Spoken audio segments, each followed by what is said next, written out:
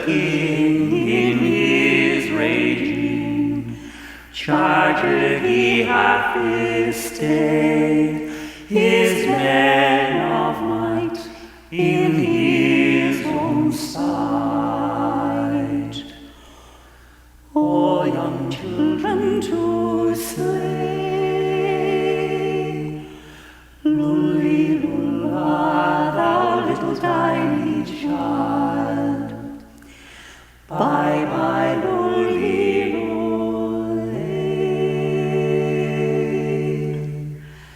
That woe is me, poor child, for thee, and evermore and day, for thy parting neither say nor see.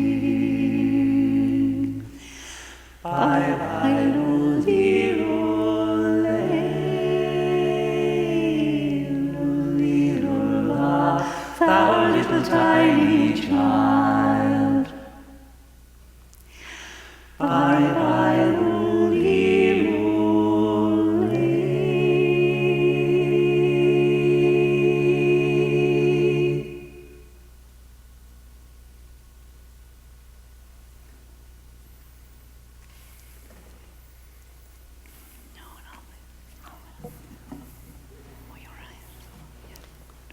This evening we're going to take some time to reflect on the massacre of the innocents. Just a few days before the celebration of Christmas, the light of Bethlehem is eclipsed, and the dark shadows of life return to the stories of young Jesus. But tucked between Christmas Day and the Feast of Epiphany is this feast of the massacre of innocents.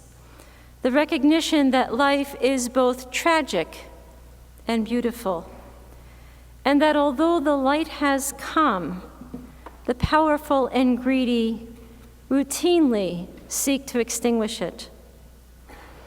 If we recall Matthew's gospel, following the departure of the Magi, Joseph had a dream in which he heard the voice of God, "Get up, take up the child and his mother and flee to Egypt." There is a disturbance in the voice, and God alerts Joseph through, we might say, the nocturnal wisdom of the unconscious. Herod discovered that he had been fooled by the Magi and is about to order the murder of every child in Bethlehem under 2 years of age. The flight of the Holy Family and the massacre of the innocents reflects the tragic political realities and the power dynamics then and now. The voice of God is heard amidst the realities of darkness and power. Herod is absorbed in his own quest for power, and he exemplifies that absolute power corrupts absolutely, and the innocent are the victims of corrupt power. This evening, we recall the massacre of the innocents as a memorial or a remembrance of those lives snuffed out by greed and power. To remember is not just to recall something of the past. To remember means to be membered to, not for the past, but for the sake of the future, so that we do not repeat the past or find ourselves condemned to it.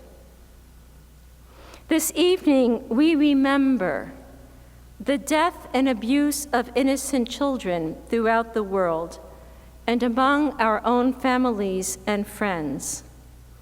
We remember the ashen remains of children from the Holocaust, from the ashes of Iraq and Afghanistan, of the Sudan, and all places where children's lives are being snuffed out by war. We remember the slaughter of innocents in intertribal conflicts in Africa and other places of the world where especially young women are being kidnapped by military groups and sold into slavery. We remember victims of physical and sexual abuse and those who are voiceless in their pain. We remember government neglect of children in the United States today, as well as child starvation in about 2/3 of the world.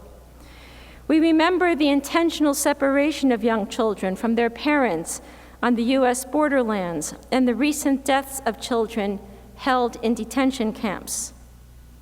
We remember the massacre of planetary life. That's not accidental. It happens from the failure to consider the effects of our actions, whether personal or political. We remember our suffering non-human family, for whom there is no voice to speak their pain. The Indri of Madagascar, the black rhinos, the Bornean orangutan, the Ilipika, the giant otter, the armor leopard. Remember the coral reefs, the sea turtles, the blue whales, the sea lions, the hammerhead shark, the fin whale, the Hector's dolphin, the Hawaiian monk seal, the green sea turtle, and the extinction of 514 species. Just take a moment of silence and let us remember something or someone close to who has suffered with you or who you know is suffering.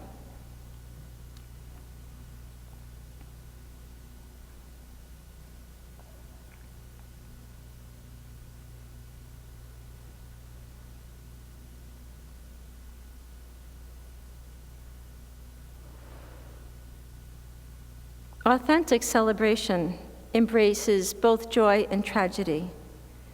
Without denying the evils of life, we recognize them in the context of the preciousness of life. We believe in the reality of God's care for those who feel pain and suffer injustice. Alfred North Whitehead once described God as the fellow sufferer who understands. He said God must be the source of our quest for beauty, but God is also the recipient and respondent to the tragedies of life. At the heart of nature, there is always the dream of youth and the harvest of tragedy.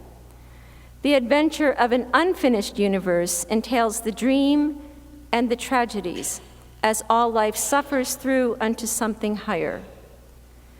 Enduring beauty emerges only with the interplay of God's experience and our ability to hear the cries of the vulnerable and respond with love and healing power, both individually and as members of the world's body.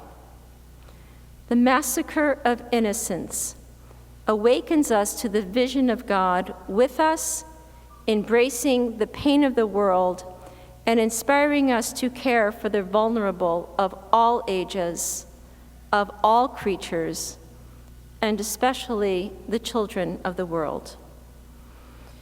We will continue to experience joy and fulfillment by opening our hearts and hands to all who suffer, especially the weak and the vulnerable and the voiceless. It is really only through suffering with and for one another that we can really reach a deeper love of unity.